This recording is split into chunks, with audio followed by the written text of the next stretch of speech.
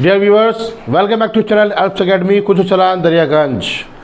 आज का हमारा टॉपिक है प्रेजेंट कॉन्टिन्यूस टेंस। जी, प्रेजेंट इंडेफिनिट टेंस हमारा पूरा हो चुका है।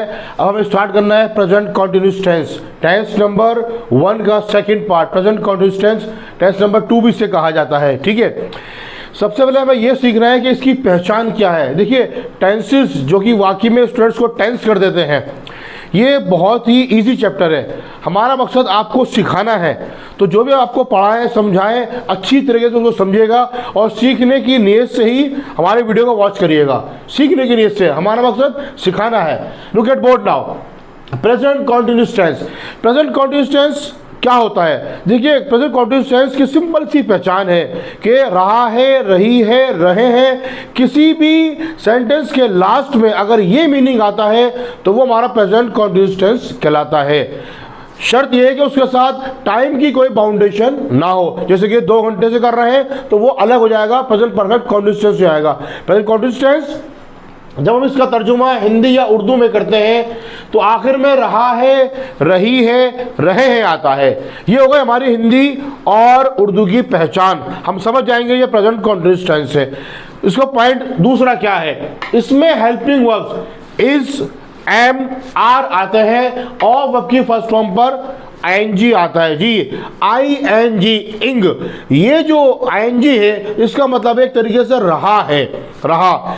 इस, एम, आर और भी जगह पर आते हैं, थर्ड फॉर्म के साथ भी आते हैं। यहां क्या पहचान है कि इस, एम, आर के साथ वर्ब की फर्स्ट फॉर्म पर आईएनजी आएगा, ये प्रेजेंट कॉन्टिन्यूस कराएगा। ये हम इंग्लिश में पहचान लेंगे और मीनिंग होगा रहा है, रही है, रहे। हमने इसके स्टेप्स बनाए हैं ताकि आपके आराम से समझ में आ जाए। Point number 3, negative sentence. हम इसमें नेगेटिव बनाएंगे, यानी कि नकारात्मक वाक्य, नहीं वाले sentence.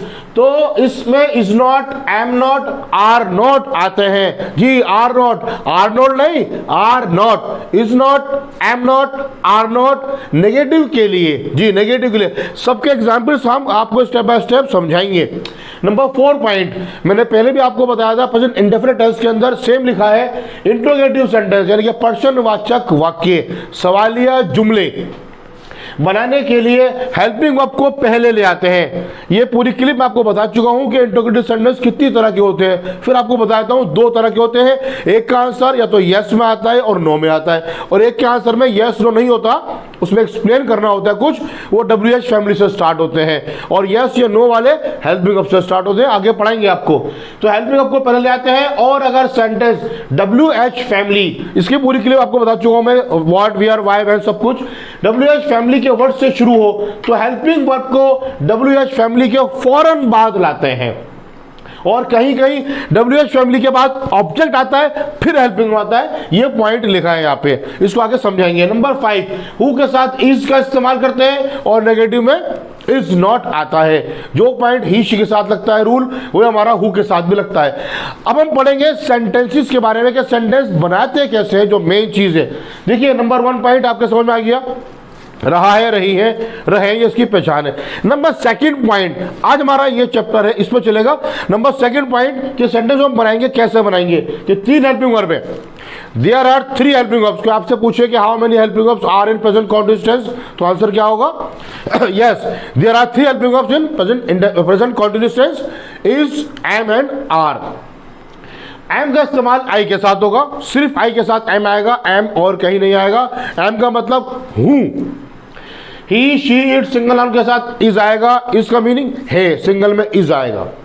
You, we, they plural, plural, इसमें आर का इस्तेमाल करेंगे। आर का मीनिंग है और हो दोनों होता है।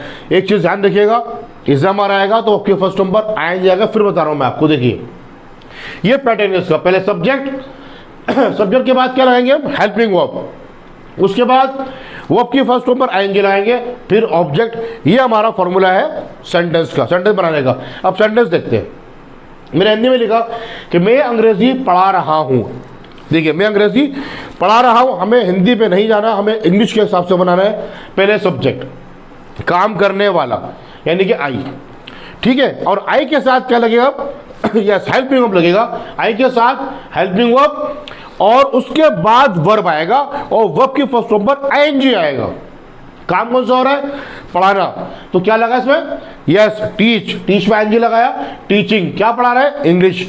तो आई एम टीचिंग इंग्लिश, मैं इंग्लिश पढ़ा रहा हूं। अगर मैं कहूं आई एम टीच इंग्लिश, गलत हो जाएगा।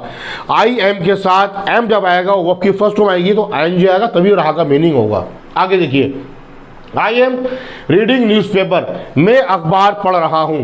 आई के साथ एम आया, ठीक है। फिर पढ़ना काम हो रहा है, काम कौन सा हो रहा है? पढ़ना। पढ़ने को रीड कहते हैं, रीड पर एनजी लगाया तो आई एम रीडिंग, क्या पढ़ रहा हूँ? न्यूज़पेपर। ऑब्जेक्ट जिस पर असर आता है, सब्जेक्ट वर्ब ऑब्जेक्ट, ये हमारा सेंटेंस का पैटर्न है। लेकिन यहाँ सब्जेक्ट और वर्ब के बीच में यस हेल्पिंग वर्ब आएगा और वर्ब पर एनजी आएगा। आई के साथ एम हो गया। दूर एक लड़का खड़ा हुआ है, आपने कहा ही, यानी कि वह। लड़कियों की तो शी आएगा, ही यानी कि वह। ही के साथ इसका इस्तेमाल करेंगे। काम हो रहा है खेलना, खेले यानी कि खेलना यानी कि प्ले, तो वर्ब की फर्स्ट फॉर्म पर आएंगी। ही इज प्लेइंग क्रिकेट, वह क्रिकेट खेल रहा है, वह क्रिकेट खेल रहा है। ही इज प्लेइंग फुटबॉल, वह फुटबॉल खेल रहा है, कुछ भी हो सकता है। लड़की है तो शी आएगा, शी के साथ इसका इस्तेमाल करेंगे। शी इज कुकिंग फूड, वह खाना पका रही है। काम वो लड़की कर रही है, शी के साथ इज आया। काम कौन सा रहा? पकाना। कुक, उस पर एनजी लगा, cooking food, she is cooking food, ठीक है। सेंटेंस और भी आप बना सकते हैं, प्रैक्टिस कर सकते हैं इसकी। वर्ब की फर्स्ट फॉर्म पर आईएनजी लगाकर। नीलम सिंगल, सिंगल है तो इज आया। काम कौन सा? लिखना। देखिए राइट होता है लिखना, WRIT राइट। कोई सा भी वर्ड अगर उसमें ई आ रहा है तो हम आईएनजी लगाएंगे तो ई को हटा देंगे। यस, तो नीलम इज राइटिंग अ लेटर, नीलम एक खत लिख रही है। काम नीलम कर रही है, ये हेल्पिंग आ गया, ओके फर्स्ट फॉर्म पर आईएनजी आ गया, फिर हमारा ऑब्जेक्ट आ गया। नीलम्स फादर, नीलम के पिताजी, ये कॉमा लगेगा उसके ऊपर, यहाँ पे एफर्स्ट्रॉफी से बोलते हैं। नीलम्स फादर, नीलम के father is collecting papers, paper इकट्ठे कर रहे हैं। पेपर बहुत सारे हैं, उससे कोई मतलब नहीं। नीलम के फादर एक है, इसके साथ उसकी फर्स्ट फॉर्म पर आईएनजी आया, फिर हमारा ऑब्जेक्ट आ गया। अब इधर देखें, अगर एक से ज़्यादा है तो वहाँ पर हम क्या इस्तेमाल करेंगे? आर का इस्तेमाल करेंगे। देखिए मैं आपसे बात कर रहा हूँ, यू, आप एक है, आप ज़्यादा है, मैं आपको यू बोलूँगा और यू के साथ आर आएगा। You are telling a lie, आप झूठ बोल रहे हैं। You are telling a lie, tell lie झूठ बोलना, ओके फर्स्ट फॉर्म पर आईएनजी। हम यानी कि बहुत सारे, तो वी के साथ आर का इस्तेमाल करा हमने। वी आर, काम कौन सा हो रहा है इसमें? यस, कमाना। हम कमा रहे हैं, अर्निंग मनी, पैसा कमा रहे हैं। दे, वे बहुत सारे, दे के साथ भी आर का इस्तेमाल करा, ज़्यादा है। They are waiting for me, वे मेरा इंतजार कर रहे हैं, वे बहुत सारे। दे, द चिल्ड्रन, बच्चे शोर मचा रहे हैं तो चिल्ड्रन के साथ आ रहेगा शोर मचाना, मेक एंड वॉइस। देखिए मेक में ई आता है लास्ट में तो ई कट गया। The children are making an voice, अगर ये एक बच्चा होगा द चाइल्ड तो इज हो जाएगा, the child is making an voice. ज्यादा है तो children are. Neelam and Imran, तो दो हैं तो क्या लगाया? यस, आर का इस्तेमाल ज्यादा के लिए प्लूरल में। वो की फर्स्ट फॉर्म पर आएंगे। काम कौन सा हो रहा है? देखना। Neelam and Imran are watching a movie, एक मूवी देख रहे हैं। कौन? नीलम एंड इमरान। अब इसके और भी एग्जाम्पल्स है, जाइएगा नहीं, अभी देखें हम आपको और समझाते अच्छे तरीके से। कुछ एग्जाम्पल्स लिखे हैं समझाने के लिए। देखिए मकसद जो है वो हमारा क्लिप लंबा करना नहीं है, मकसद है आपको समझाना। एग्जाम्पल से अच्छी तरह समझ में आता है। देखिए, my brother is asking a question, ये सब्जेक्ट है, ये काम मेरा भाई कर रहा है। काम कोई भी कर रहा है वो हमारा सब्जेक्ट है, उसको हम शुरू में लगाएंगे। उसके बाद हम हेल्पिंग वर्ब लगाएंगे, अगर सिंगल है तो इज लगाएंगे, ज़्यादा है तो आर लगाएंगे। वो की फर्स्ट फॉर्म पर आएंगी, फिर हमारा ऑब्जेक्ट आ गया। मेरा भाई एक सवाल पूछ रहा है। यूर नेबर यानी कि आपका पड़ोसी, नेबर मीन्स पड़ोसी, यूर आपका पड़ोसी, ये यूर नेबर पूरा सब्जेक्ट है। इज क्योंकि सिंगल है, इज कॉल्डिंग माई सन, मेरे बेटे को डांट रहा है। देखिए अगर हम जो इस तरह तर्जुमा करेंगे कि आपका पड़ोसी है डांट रहा मेरे बेटे को, तो अजीब सा लगेगा। हिंदी का पैटर्न अलग है, इंग्लिश का अलग है, ट्रांसलेशन हम अपने अकॉर्डिंग सही करेंगे कि आपका पड़ोसी मेरे बेटे को डांट रहा है। काम हो रहा है इसमें यस, डांटने का, स्कॉल्ड, कोल्ड ठंडा होता है, स्कॉल्ड डांटना होता है, उसमें आईएनजी लग जाएगा। ठीक है, वर्ड्स फिरेंगे भैया, आराम से याद हो जाएंगे इस तरीके से। दैट मैन, अगर हम बोलेंगे वह, सिर्फ वह बोलेंगे तो ही आएगा, जो लड़का खड़ा हुआ है, और लड़की तो शी आएगा। लेकिन हम बोलेंगे दैट मैन, वे आदमी, हम बोलेंगे वे आदमी तो ही मैन नहीं कहेंगे, दैट मैन, वे आदमी सिंगल है इसलिए इस लगाया। स्टीलिंग मनी, स्टील कहते हैं चुराना, स्टील के बर्तन भी होते हैं उसमें STEEL आता है, यहाँ EAL है, स्टील चुराना। तो वे आदमी पैसा चुरा रहा है, ठीक है। दिस गर्ल, ये लड़की आपके सामने खड़ी हुई है, ये लड़की this girl is cleaning the room, कमरा साफ कर रही है। सिंगल है, इज आ गया, बार बार बता रहा हूं मैं आपको, वर्ब की फर्स्ट फॉर्म आएंगी, फिर हमारा ऑब्जेक्ट आएगा।